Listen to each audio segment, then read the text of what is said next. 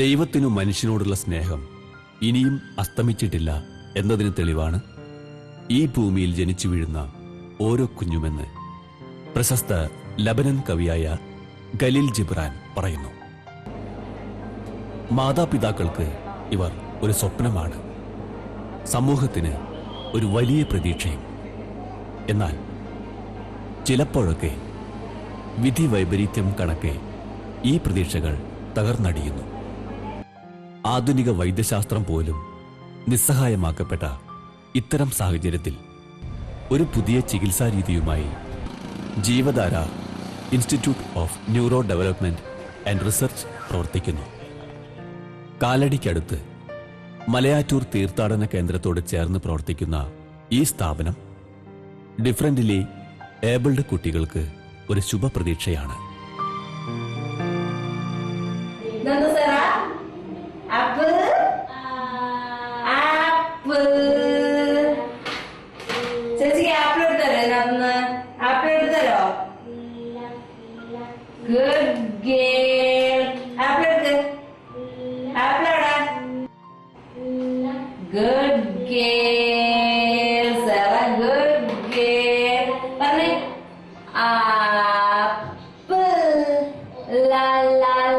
Sister, എന്തൊക്കെ രോഗങ്ങൾക്കാണ് നമ്മളിവിടെ ചികിത്സ നൽകുന്നത്?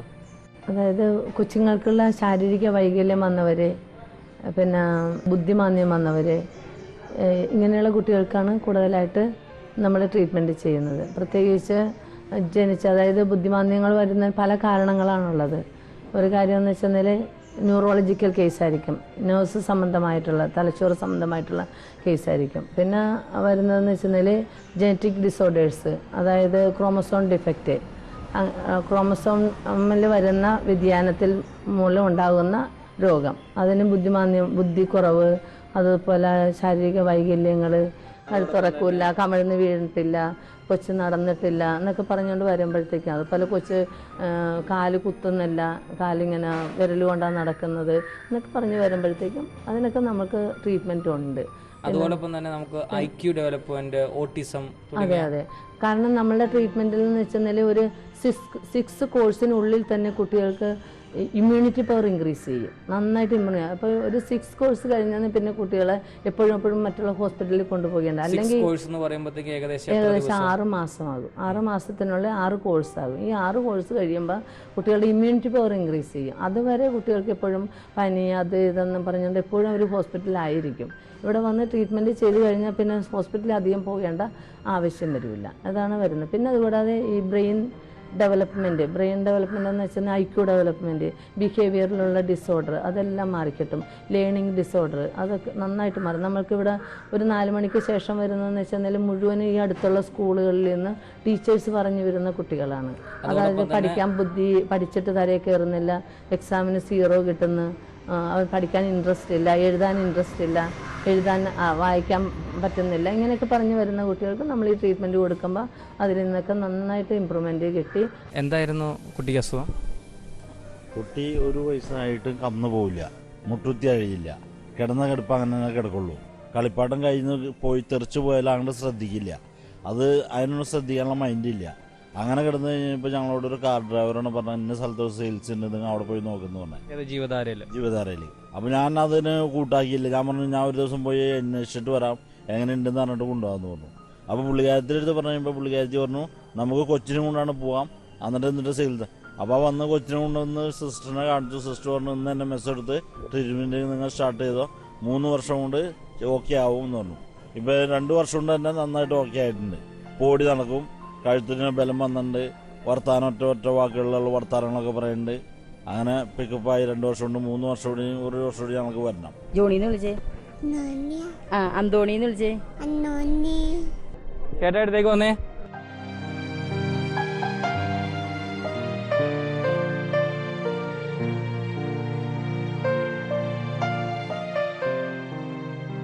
സ്പീച്ച് ബേസ് ചെയ്തിട്ടുള്ള സ്പീച്ച് പ്രോബ്ലംസ് ഒക്കെ ക്ലിയർ ചെയ്യുന്നുണ്ട്? അതെ, വിക്കൊക്കെ വരുന്നവർക്ക് അതൊക്കെ മാറിക്കിട്ടും. പിന്നെ സ്ക്വിൻഡ് മാറും, ട്രൂളിങ് മാറും. അതൊക്കെ ഓരോ ഭാഗമാണ്. കണ്ണിങ്ങനെ കോങ്കണ്ണെന്ന് പറയും, അതൊക്കെ കംപ്ലീറ്റ് മാറിക്കിട്ടും. പിന്നെ വളരെ റെയറായിട്ട് ചില കേസുകൾ മാത്രം, അത് ഞങ്ങൾ ഓപ്പറേഷന് പറഞ്ഞുവിടും. അല്ലാത്ത കേസുകളെല്ലാം തന്നെ അതുപോലെ കണ്ണിങ്ങനെ എപ്പോഴും ഷെയ്ക്ക് ചെയ്തുകൊണ്ടിരിക്കും. അതിനൊക്കെ നമ്മുടെ ഈ ട്രീറ്റ്മെൻറ്റ് ഒത്തിരി എഫക്റ്റീവാണ്.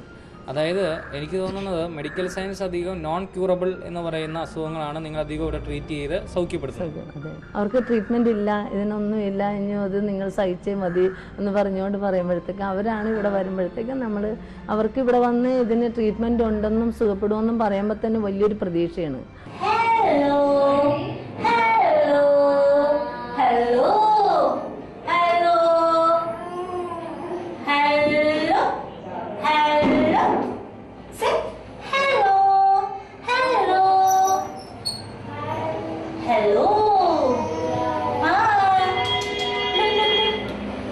ഇത് സ്പീച്ച് തെറാപ്പിയാണ്. ഫസ്റ്റ് ഒരു കുഞ്ഞ് വരുമ്പോൾ കുഞ്ഞിന് നമ്മൾ ഹലോ പറയാനോ കുഞ്ഞ് ഇത് ആരാണെന്ന് അറിയാനോ അമ്മ ആരാന്നൊന്നും അറിയില്ല, അവർക്ക് തിരിച്ചറിയില്ല. അപ്പൊ ഫസ്റ്റ് നമ്മൾ കുഞ്ഞിന് കൊടുക്കുന്നത് ആദ്യം ഗ്രീറ്റിംഗ്സ് ഹലോ പറഞ്ഞ് പഠിപ്പിക്കും. അത് കഴിഞ്ഞ് കുഞ്ഞ് ഇതാരാ കുഞ്ഞിന്റെ പേര് പറഞ്ഞു പഠിപ്പിക്കും. പിന്നെ അമ്മ അമ്മ ഇത് അമ്മയാണ്, കുഞ്ഞിന്റെ അമ്മ. കാരണം കുഞ്ഞിന് അമ്മ എന്ന് പറയാൻ അറിയത്തില്ല, അമ്മ ആരാന്ന് പറഞ്ഞാൽ ജസ്റ്റ് നോക്കാൻ പോലും അറിയത്തില്ല. അപ്പൊ നമ്മൾ ഫസ്റ്റ് സ്റ്റെപ്പ് അങ്ങനെ കൊടുക്കുകയാണ്, ഐഡന്റിഫൈ ചെയ്യാൻ കൊടുക്കുകയാണ്. ഇത് എത്ര സമയം എടുക്കും ആള് ഐഡന്റിഫൈ ചെയ്ത് വരാനായിട്ട്? അത് നമുക്ക് പറയാൻ പറ്റത്തില്ല, ഓരോ കുഞ്ഞിന്റെ ലെവൽ അനുസരിച്ചാണ് അങ്ങനെ വരുന്നത്. Delhi. Internet. Okay. How is the experience here? यहाँ पर हर पेरेंट्स की बहुत तक इम्प्रूवमेंट है. Every parent is happy. You're happy here? Yeah. Okay. How old your kid? 3.5. Problem? I mean, this is CP. Brain damage, cerebral palsy. Okay. പ്രധാനമായും 2 ചികിത്സാരീതികളെ സമന്വയിപ്പിച്ചുകൊണ്ടുള്ള രോഗനിവാരണ മാർഗമാണ് ഇവിടെ സ്വീകരിച്ചിരിക്കുന്നത്. ഇലക്ട്രോ ഹോമിയോപ്പതിയും അക്യുപങ്ക്ചറും. ഇതിനോടുകൂടെ ഫിസിയോതെറാപ്പിയും സ്പീച്ച് തെറാപ്പിയും ഇണക്കി ചേർത്തിരിക്കുന്നു.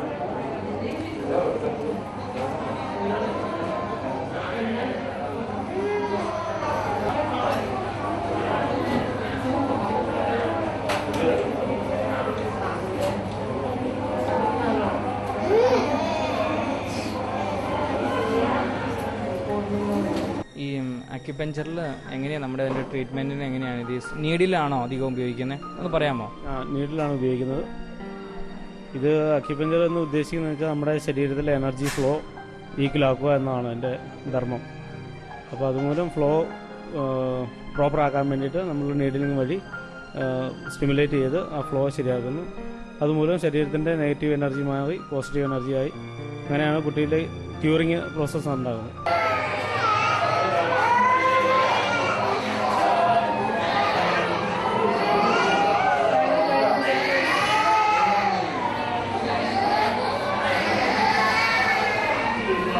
ഇവിടെ വരുമ്പോൾ കുട്ടികൾ ഒത്തിരി കരയൊക്കെ ചെയ്യുന്നുണ്ട്. പെയിൻ ഉണ്ടോ? ഇത് ചെറിയൊരു പെയിൻ ഉണ്ടാവും കുത്തുമ്പോൾ, അത് കഴിഞ്ഞാൽ പിന്നെ പെയിൻ ഇല്ല. പിന്നെ അവരുടെ ആ ഒരു ഡിസ്റ്റർബൻസ് കൊണ്ടാണ് അവർ കൂടുതലും കരയുന്നത്. കെട്ടിയിട്ടേക്കുണ്ടാവും, അതിൻ്റെ ഒരു ഇതുകൊണ്ടാണ് കരയുന്നത്. ചെറിയൊരു പെയിൻ മാത്രമേ ഉണ്ടാവുള്ളൂ. കുട്ടികളെ കൈയൊക്കെ കെട്ടിയിട്ടിരിക്കുന്ന കാലൊക്കെ കെട്ടിയിട്ടിരിക്കുന്ന കണ്ടല്ലോ, അതിൻ്റെ ഒരു എന്താണത്? കുഞ്ഞു പിള്ളേരെ നമുക്ക് ഒരിക്കലും വെറുതെ കടത്താൻ പറ്റില്ല, അവർ റെസ്റ്റ്ലെസ് ആയിരിക്കും. അപ്പോൾ നീഡിലാണ് വെച്ചിരിക്കുന്നത്. മറ്റ് ഇഞ്ചുറികളൊന്നും ഉണ്ടാകാതിരിക്കാൻ വേണ്ടിയിട്ടാണ് നമ്മൾ കുട്ടികളെ സെക്യൂർ ചെയ്യാൻ വേണ്ടിയിട്ട് കെട്ടിവെക്കുന്നതേ ഉള്ളൂ.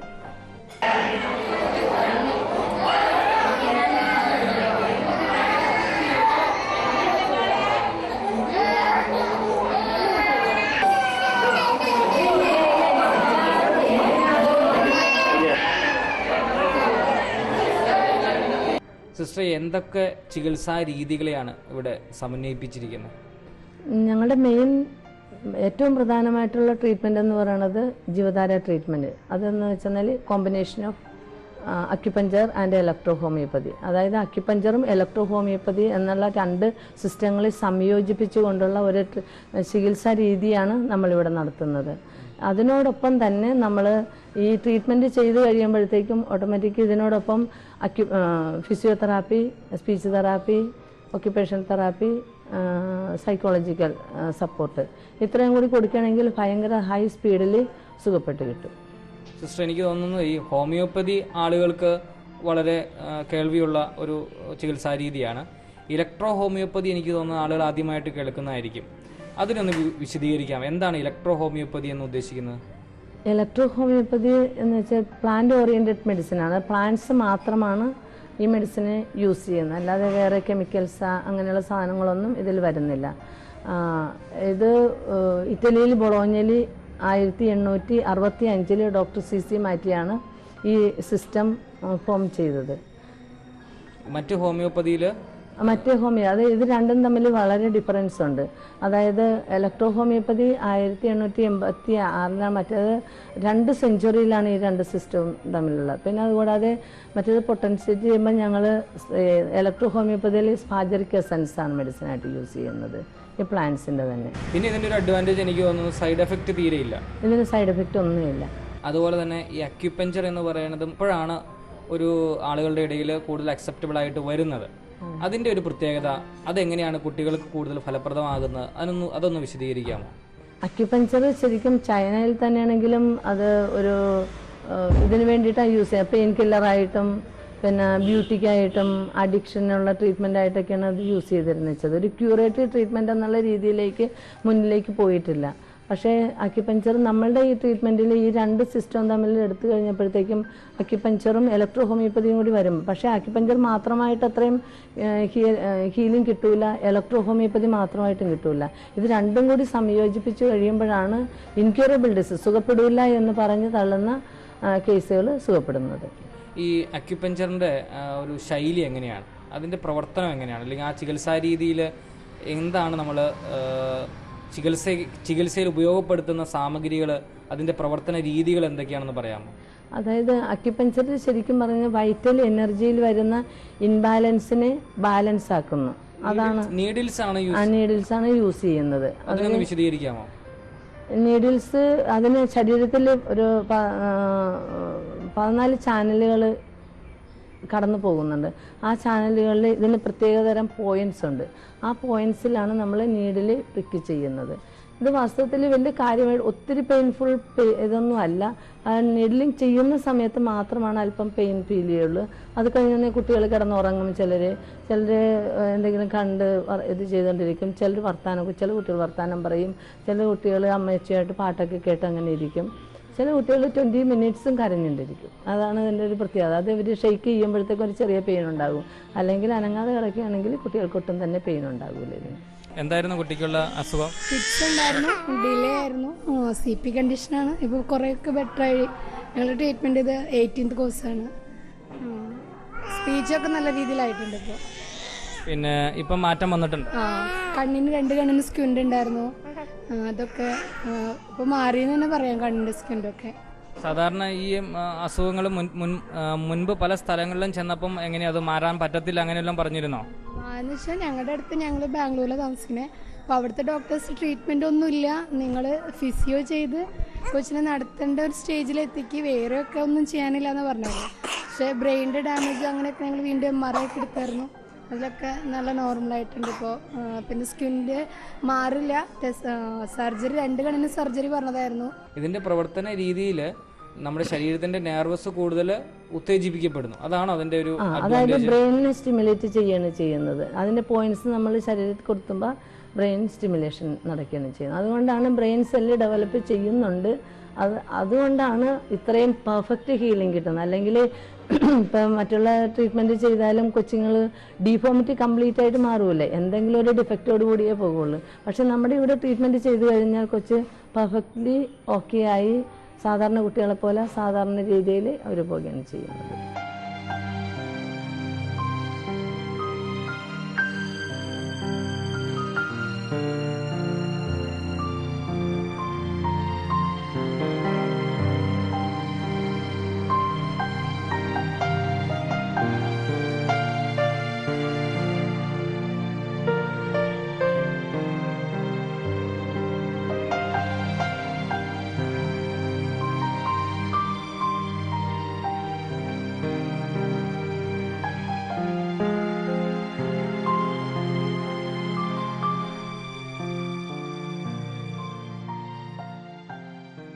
നേരത്തെ കുട്ടി നെക്ക് ഹോൾഡില്ലായിരുന്നു, കഴുത്തുറച്ചിട്ടില്ലായിരുന്നു, അതുപോലെ തന്നെ സിറ്റിങ്ങും ഇരിക്കില്ലായിരുന്നു, സ്റ്റാൻഡിങ്ങും ഒന്നുമില്ലായിരുന്നു, കമിഴ്ന്ന് വീഴില്ലായിരുന്നു. അപ്പോൾ ഇവിടുത്തെ ട്രീറ്റ്മെൻറ്റ് ഫിസിയോയും ചെയ്തു തുടങ്ങിയതിന് ശേഷം കുട്ടി കമിഴ്ന്ന് വീഴാൻ തുടങ്ങി, കഴുത്തുറച്ചിട്ടുണ്ട്. എന്താണ് ഈ ട്രീറ്റ്മെൻറ്റ്? ഇത് ഫിസിയോതെറപ്പിയാണ്. ഫിസിയോതെറപ്പി ബോളൊക്കെ ഉപയോഗിക്കുന്നുണ്ടല്ലോ. ബോളിലുള്ള എക്സസൈസ്, ഇത് നെക്ക് ഹോൾഡിനും അതുപോലെ ബാലൻസ്, അതുപോലെ സ്ട്രെങ്തനിങ് എല്ലാം ചെയ്യാൻ വേണ്ടിയിട്ട് ബോൾ ഉപയോഗിക്കാറുണ്ട്. ഫിസിയോതെറാപ്പിയിൽ എന്തൊക്കെ എക്സസൈസസാണ് നിങ്ങൾ ചെയ്യുന്നത് ഈ കുട്ടികൾക്ക് വേണ്ടി? കുട്ടികൾക്ക് വേണ്ടി കൈക്കും കാലിനും വേണ്ടിയിട്ട് മൂവ്മെൻറ്റ്സ് ചെയ്യാറുണ്ട്. മൂവ്മെൻറ്റ്സ് ചെയ്തിട്ട് അതുപോലെ തന്നെ റോളിങ്, സ്റ്റാൻഡിങ്, നീലിങ്, ഹാഫ് നീലിങ്, അങ്ങനെയുള്ള മൂവ്മെൻറ്റ്സ് എല്ലാം കൊടുത്ത് സ്ട്രെച്ചിങ്, അങ്ങനെയുള്ള ട്രീറ്റ്മെൻ്റ് എല്ലാം ചെയ്യാറുണ്ട്. എങ്ങനെയുണ്ട് ഇവിടുത്തെ ട്രീറ്റ്മെൻറ്റിന് ശേഷം കുട്ടിക്ക് എന്തൊക്കെ മാറ്റങ്ങളാണ് വന്നേക്കണമെന്ന് പറയാമോ? ഇവിടെ വരുന്ന സമയത്ത് ഇവിടെ ഒന്നും ചെയ്യില്ലായിരുന്നു. ഷോൾഡറിൽ ഇങ്ങനെ കിടത്തി കഴിഞ്ഞാൽ കിടക്കത്തുള്ളൂ, തല പൊക്കി നോക്കില്ല, അങ്ങനെയൊന്നും ചെയ്യില്ലായിരുന്നു. ഇവിടെ വന്നേ പിന്നെ തല പൊക്കും, കമളും, പിന്നെ ചെയറിൽ ഇച്ചിരി നേരം ഇരുന്നോളും, തല നേരെ പിടിച്ചോളും. നമുക്ക് ഇപ്പം എടുത്തുകൊണ്ട് ഇങ്ങനെ നിൽക്കാം. ആദ്യം വെറുതെ ഇങ്ങനെ കിടക്കുള്ളായിരുന്നു, മടിയിൽ ഇരുത്തി കഴിഞ്ഞ് ഇരിക്കില്ല, തല വീഴുമായിരുന്നു. ഇപ്പം തല ആയിട്ടുണ്ട്, ഒരുമാതിരി ആയിട്ടുണ്ട്, മടിയിലൊക്കെ ഇരുന്നോളും, വലിയ കുഴപ്പമില്ല, നല്ല വ്യത്യാസമുണ്ട് ഇവിടെ വന്നേ. പിന്നെ കുട്ടിക്ക് ഇപ്പോൾ എത്ര വയസ്സുണ്ട്? 2 വയസ്സുണ്ട്. 1 വയസ്സിൽ അവിടെ ട്രീറ്റ്മെന്റ്, 1 വയസ്സ് കഴിഞ്ഞേ പിന്നെ തുടങ്ങിയത് ഇവൾക്ക് ഇവിടെ. ഇപ്പോൾ ഇവൾക്ക് 2 വയസ്സായി, ജൂണാണ് ഇവിടെ 2 വയസ്സായി. Pious Association of Most Holy Trinity സമൂഹമായ സിസ്റ്റർ മേരി ഈസിയുടെ നേതൃത്വത്തിലുള്ള ജീവധാരയുടെ സൗഖ്യ ശുശ്രൂഷയുടെ പ്രസക്തി തിരിച്ചറിഞ്ഞ് ഇന്ന് ഇന്ത്യയിൽ നിന്നും വിദേശത്തു നിന്നും ധാരാളം രോഗികൾ ഇവിടെ വരുന്നു. ഒരിക്കലും സൗഖ്യമുണ്ടാകില്ല എന്ന് ലോകം വിധിയെഴുതിയ രോഗങ്ങൾക്ക് ഇവിടെ പ്രതിവിധിയുണ്ടാകുന്നു. My name is Violet. The baby is Jeremy. You are from Zimbabwe. There's improvement. Yeah, improvement is there. The head control, especially the head control. He was just like this, but he's coming. The head is coming up. Yeah. I'm happy. In our country, there's no acupuncture. There's physio, there's speech, but acupuncture, no. So we come here for acupuncture especially. How is the sister? She's lovely. She's good. She's very good. ഇത് വേൾഡിൽ ഫസ്റ്റാണ്, ആദ്യമായിട്ടാണ് ഈ 2 സിസ്റ്റങ്ങളെ തമ്മിൽ യോജിപ്പിച്ചത്. ലോകത്ത് ആദ്യമായിട്ടാണ് യോജിപ്പിച്ചത്. അതിൽ നിന്നാണ് ഞാൻ PhD എടുത്തേക്കുന്നത്. ഇതിപ്പോൾ ട്രീറ്റ്മെൻറ്റിനായിട്ട് Africa, America, Australia, UK, USA, Arab കൺട്രീസിൽ നിന്ന് ഒത്തിരി പേഷ്യൻസ് ഉണ്ട് നമുക്ക്. പിന്നെ അതുകൂടാതെ എല്ലാ സ്ഥലവും, ശ്രീലങ്ക, എല്ലാ കൺട്രീസിൽ നിന്നും പേഷ്യൻസ് ഉണ്ട്. കേരളത്തിന് വെളിയിൽ നിന്നുള്ള ആളുകൾ വരുന്നുണ്ടോ? കേരളത്തിന് വെളിയിൽ നിന്ന് നോർത്ത് ഇന്ത്യ കംപ്ലീറ്റ് പേഷ്യൻസ് ഉണ്ട്. ഡൽഹി, ബോംബെ, ജാർഖണ്ഡ്, നോർത്ത് ഈസ്റ്റ്, എല്ലാ സ്ഥലത്തുനിന്നും, തമിഴ്നാട്, ആന്ധ്ര, ഗുജറാത്ത്, എല്ലാ സ്ഥലത്തുനിന്നും, MP, UP, എല്ലാ സ്ഥലത്തുനിന്നും പേഷ്യൻസ് ഉണ്ട്. അവർക്ക് താമസിക്കാനുള്ള സൗകര്യം നമുക്ക് ഇവിടെ ഒരുക്കി കൊടുക്കാൻ കഴിയുമോ? നമ്മൾക്ക് ഇവിടെ വളരെ കുറച്ച് അക്കോമഡേഷനേ ഉള്ളു. പക്ഷെ അവരെല്ലാവരും വീട് വാടകയ്ക്ക് എടുത്തുകൊണ്ടാണ്, താമസിച്ചുകൊണ്ടാണ് ട്രീറ്റ്മെൻറ്റ് ചെയ്യുന്നത്. ഇതിൻ്റെ ചികിത്സയുടെ ചിലവ് എങ്ങനെയാണ്? ഇതിൻ്റെ ചികിത്സ മാക്സിമം ചിലവ് കുറയ്ക്കാനാണ് ഞങ്ങൾ നോക്കുന്നത്. കാരണം എന്താണെന്ന് വെച്ചാൽ ഏകദേശം ചില കേസുകൾ 1 വർഷം പിടിക്കും, ചില കേസുകൾ 1.5 വർഷം പിടിക്കും, ചിലത് 2 വർഷം, ഇങ്ങനെ നീണ്ടുപിടിക്കുന്ന ഒരു ട്രീറ്റ്മെൻറ്റ് ആയതുകൊണ്ടും പാവപ്പെട്ടവർക്ക് ഏത് സമയം കടന്നു വരാൻ പറ്റുന്ന രീതിയിൽ ഏറ്റവും മാക്സിമം കുറച്ചാണ് നമ്മൾ ഇതിൻ്റെ ഫീസ് ഇട്ടേക്കുന്നത്. പിന്നെ പുവർ പേഷ്യൻസിന് നമ്മൾ വേണ്ട ഇത് കൊടുക്കുന്നു. മാക്സിമം ഞങ്ങൾക്ക് ചെയ്യാവുന്ന അത്രയും ഫ്രീ ട്രീറ്റ്മെൻറ്റ് കൊടുക്കുന്നുണ്ട്. ഒത്തിരി കുഞ്ഞുങ്ങൾ അതുകൊണ്ട് തന്നെ രക്ഷപ്പെട്ടു പോകുന്നുണ്ട്, പാവപ്പെട്ടവർ. പിന്നെ ചില പേഷ്യൻസ് നമുക്ക് ഡൊണേഷൻ തരുന്നുണ്ട്, ഇവർക്ക് ട്രീറ്റ്മെൻറ്റ് കൊടുക്കാൻ വേണ്ടിയിട്ട്, സഹായിക്കാൻ വേണ്ടിയിട്ട് ഡൊണേഷൻ കിട്ടുന്നുണ്ട്. ചില പേഷ്യൻസിൻ്റെ പാരൻസ് ഇവരെ സ്പോൺസർ ചെയ്യാറുണ്ട്. ഓരോ അവരുടെ കുട്ടിയുടെ ട്രീറ്റ്മെൻറ്റിനോടൊപ്പം തന്നെ ഒരു കുട്ടിക്കുള്ള പൈസ തന്നിട്ട് പോകും. ഞങ്ങളുടെ 2ാമത്തെ കുട്ടി പ്രഗ്നൻ്റ് ആയിരുന്ന സമയത്ത് ഞങ്ങൾ ഇടുക്കിയിൽ പൈനാവിൽ ശ്രീലത എന്ന് പറഞ്ഞ ഡോക്ടറെ പോയി കണ്ടു. അപ്പം ഡോക്ടർ പറഞ്ഞു കുട്ടിക്ക് ജനതവൈകല്യം എന്ന് പറയുന്ന ഒരു അസുഖമുണ്ട്. അപ്പം അങ്ങനെ പറഞ്ഞപ്പോൾ നമ്മളത്ര കാര്യമായിട്ട് എടുത്തില്ലായിരുന്നു. 2ാമത്തെ കുട്ടി പ്രഗ്നൻ്റ് ആയിരുന്ന സമയത്ത് അപ്പം അത്ര കാര്യമായിട്ട് എടുത്തില്ല. അത് കഴിഞ്ഞ് എന്തൊക്കെയായിരുന്നു കുട്ടിക്കുള്ള രോഗലക്ഷണങ്ങൾ? എന്തൊക്കെയായിരുന്നു? സംസാരിക്കാനായിട്ട് ബുദ്ധിമുട്ട്, അതുപോലെ നടക്കാനും, അതുപോലെ എല്ലാം താമസിച്ചായിരുന്നു. നടക്കാൻ ബുദ്ധിമുട്ടായിരുന്നു. ഇവിടെ വന്നു കഴിഞ്ഞപ്പോൾ ഒരു കാലെടുത്ത് കുത്തി നടക്കാനോ അങ്ങനെയൊക്കെ ബുദ്ധിമുട്ടും പേടിയൊക്കെ ആയിരുന്നു. പക്ഷേ ഇപ്പം ഓടിപ്പാഞ്ഞ് നടക്കും. ഇപ്പം നമ്മൾ 26ാമത്തെ കോഴ്സ് ആണ് ഇപ്പം ചെയ്തുകൊണ്ടിരിക്കുന്നത്. ഇപ്പം ഇത്ര നാളും ചെയ്തതിൽ ഒരുപാട് വ്യത്യാസമുണ്ട്. ഇപ്പം സംസാരിക്കാനായിട്ടാണേലും സ്പീച്ചൊക്കെ കൊടുക്കുന്നുണ്ട്. അത്യാവശ്യം സംസാരിക്കാൻ വേണ്ടിയിട്ടൊക്കെ ആണേലും ഓരോ വാക്കുകൾ ലാസ്റ്റത്തെ ആണേലും പറയാൻ വേണ്ടിയിട്ട് നോക്കുന്നുണ്ട്. ഇതിൻ്റെ ചിലവൊക്കെ എങ്ങനെയുണ്ട് ഇവിടുത്തെ ഫീസ് 3600 രൂപയോളമാണ് മെഡിസിനും അക്യുപഞ്ചർ ഇതിനും കൂടി ആവുന്നത്. ഒരു മാസം 12 ദിവസത്തെ കോഴ്സിന്. അതിൽ സിസ്റ്റർ 1000 രൂപ ഞങ്ങൾക്ക് ഇളവ് ചെയ്ത് തരുന്നുണ്ട്. ഇനി സിസ്റ്റർ ഞങ്ങളോട് 1.5 വർഷത്തെ ട്രീറ്റ്മെൻറ്റും കൂടെയാണ് ഞങ്ങളോട് പറഞ്ഞിരിക്കുന്നത്. എത്ര വർഷത്തെ ട്രീറ്റ്മെൻ്റ് ആയി? ഇപ്പം ഞങ്ങൾ ട്രീറ്റ്മെൻറ്റ് ചെയ്യാൻ വേണ്ടി തുടങ്ങിയിട്ട് 2 വർഷവും 2 മാസവും 26 മാസത്തോളമായി. 26ാമത്തെ കോഴ്സ് 2 വർഷം കഴിഞ്ഞ്. വലിയ മാറ്റമുണ്ട്. നല്ല മാറ്റമുണ്ട്. ആദ്യം ഇങ്ങനെ ഒരു അസുഖമാണെന്ന് അറിഞ്ഞപ്പോൾ നിങ്ങളുടെ ഒരു അവസ്ഥ എന്തായിരുന്നു? ആദ്യമെന്ന് പറഞ്ഞു കഴിഞ്ഞാൽ ഭയങ്കര ബുദ്ധിമുട്ടായിരുന്നു. കാരണം നമുക്കിനി മുന്നോട്ട് പോകാൻ വേണ്ടിയിട്ട് എന്ത് ചെയ്യും? ഇപ്പോൾ എല്ലാ മാസവും കുട്ടിയെ കൊണ്ടുപോകണം. മാസത്തിൽ 12 ദിവസം. പിന്നെ ഈ 2 പിള്ളേരും ഉള്ളതുകൊണ്ട് വൈഫിനാണെങ്കിലും അവിടുന്ന് പെരുമ്പാവൂർ ഞങ്ങൾ മുടിക്കൽ ചെറുവേലിക്കുന്നിലാണ് താമസിക്കുന്നത്. അവിടുന്ന് ഇവിടം വരെ വണ്ടി കയറി വരപ്പോൾ ബുദ്ധിമുട്ടാണ് വൈഫിന് 2 പേരെയും കൊണ്ട്. അപ്പോൾ ഈ 12 ദിവസവും ഞാനാണ് കൊണ്ടുവരുന്നത് കുട്ടീനെ. അപ്പം വേറെ ജോലിക്കോ അങ്ങനെയൊന്നും പോകാൻ വേണ്ടിയിട്ട് പറ്റുന്നില്ല. പിന്നെ നമ്മളെ ഓരോരുത്തരും നാട്ടിൽ നിന്നും അതുപോലെ കോതമംഗലത്തുനിന്ന് യൂണിയൻകാർ നമ്മളെ സഹായിച്ചു. പിന്നെ പെരുമ്പാവൂരത്തെ യൂണിയൻകാർ സഹായിച്ചു. പിന്നെ ഇവിടെ ഒരു ചികിത്സയ്ക്കായിട്ട് വരുന്ന ഗിൽബർട്ട് അച്ഛനുണ്ട്. അച്ഛൻ ഞങ്ങൾക്ക് 9500 രൂപയോളം തന്ന് അച്ഛൻ കൊച്ചിന് ഇതിന് വേണ്ടിയിട്ട് സഹായിച്ചു. അപ്പം ഓരോ പള്ളിയിൽ നിന്നും യാക്കട്ടുപള്ളിയിൽ നിന്നൊക്കെ ആണെങ്കിൽ ഒത്തിരി സഹായം ഞങ്ങൾക്ക് വേണ്ടിയിട്ട് ചെയ്തു തരുന്നുണ്ട്. ഈ ജീവധാര എന്നുള്ള പേരിലേക്ക് എങ്ങനെ എത്തിച്ചേർന്നേ? അതിൻ്റെ അർത്ഥം എന്താണ്? ജീവധാര എന്ന് പറഞ്ഞാൽ ജീവൻ്റെ ഒഴുക്ക് എന്നാണ് അതിൻ്റെ അർത്ഥം. എന്തുകൊണ്ടാണ് അതിലേക്ക് വന്നതെന്ന് വെച്ചെന്നാൽ ജീവൻ ദൈവത്തിൽ നിന്നുമാണ്. ജീവൻ്റെ ഒഴുക്കിൽ വരുന്ന ഡിസോർഡറാണ് രോഗത്തിന് കാരണമാകുന്നത്. ആ ഡിസോർഡറിനെ അല്ലെങ്കിൽ ആ ബ്ലോക്കിനെ മാറ്റിക്കൊടുക്കുക എന്നുള്ളതാണ് നമ്മുടെ ട്രീറ്റ്മെൻറ്റിലൂടെ സംഭവിക്കുന്നത്. അപ്പോൾ ദൈവത്തിൽ നിന്നുള്ള ജീവൻ്റെ ഒഴുക്ക്, ജീവൻ്റെ ആ കണ്ടിന്യൂസ് ആയിട്ടുള്ള ഫ്ലോയിൽ വരുന്ന ബ്ലോക്കിനെ ഈ ട്രീറ്റ്മെൻറ്റിലൂടെ സുഖപ്പെടുത്തി കൊടുക്കുക. അതാണ് അതുകൊണ്ടാണ് ജീവധാര എന്നുള്ള ഈ പേര് ഇടാനായിട്ടുണ്ടായ മെയിൻ കാരണം. ഇങ്ങനെ ഒരു കുഞ്ഞിനെ ദൈവം തന്നല്ലോ എന്ന് ഓർത്ത് ഞങ്ങൾ വളരെ ഭാരപ്പെട്ടാണ് ഇവിടെ വന്നത്. അതിനുശേഷം ആ സിസ്റ്ററിന്റെ കൈ ഉണ്ടല്ലോ, ശരിക്കും പറഞ്ഞ ഭൂമിയിൽ ഇറങ്ങിയിരിക്കുന്ന ഒരു ദൈവമെന്ന് എനിക്ക് പറയാൻ പറ്റുള്ളൂ.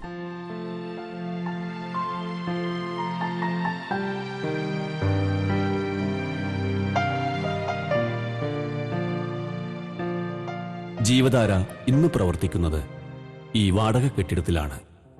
സ്വന്തമായി ഒരു സ്ഥലവും കെട്ടിടവും ഉണ്ടായാൽ കൂടുതൽ സേവനം ചെയ്യാൻ കഴിയുമെന്നതിനാൽ അതിനുള്ള ശ്രമത്തിലാണ് ഇവർ. ഇന്ത്യയിലെ പല പ്രമുഖ സ്ഥാപനങ്ങളിൽ നിന്നും ലക്ഷങ്ങൾ വിലമതിക്കുന്ന ജോലി വാഗ്ദാനമുണ്ടായിട്ടും സിസ്റ്റർ മേരി ഈസി ജീവധാരയായി മുന്നോട്ടു പോകുന്നു. കാരണം കോർപ്പറേറ്റുകൾക്ക് മുമ്പിൽ അടിയറവ് പറയാനുള്ളതല്ല തന്റെ വൈദ്യശാസ്ത്ര മേഖല. ഇത് കർത്താവിന്റെ സൗഖ്യ ശുശ്രൂഷയാണ്. താൻ ഒരു ഉപകരണം മാത്രം. ജീവന്റെ ഒഴുക്കിന് കൂടുതൽ ശക്തി പകരാൻ ജീവധാരയ്ക്ക് കഴിയട്ടെ എന്ന് നമുക്ക് ആശംസിക്കാം.